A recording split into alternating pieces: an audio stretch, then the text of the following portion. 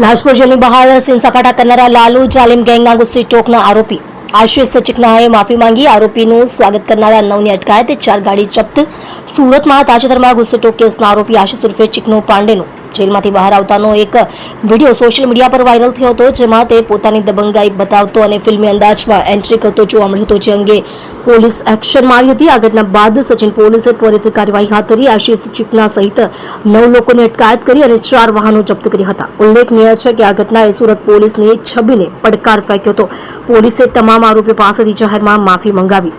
આ video viral થતા Sachin police સક્રિય થઈ હતી. પોલીસે તાત્કાલિક વિડીયોમાં હાજર તમામ લોકોની અટકાયત કરી અને કાળી કાચવાળી તેમજ નંબર વગરની ગાડીઓ જપ્ત કરી હતી. આશિષના સાગીતોની પણ અટકાયત કરવામાં આવી હતી. પોલીસે તમામ આરોપીઓ પાસેથી જાહેરનામા માફી મંગાવીને કાયદાનો ભંગ કરનારને સ્પષ્ટ સંદેશ આપ્યો છે કે કાયદો સર્વોપરી છે અને કોઈ પણ ગુનેગારને આ પ્રકારની દબંગાઈ ચલાવી લેવામાં આવશે નહીં. મારું નામ આશિષ ઉર્ફે ચિકના ઉમાશંકર પાંડે, રહેવાનું 175 ભગુંબરા પલસાણા, સુરત. હું ધારના ગુનામાં કડોદરા પોલીસ સ્ટેશનથી લાજપોર સેન્ટ્રલ જેલ ખાતે કસ્ટડીમાં હતો, જેમાં મારા જામીન મુક્ત થયેલ.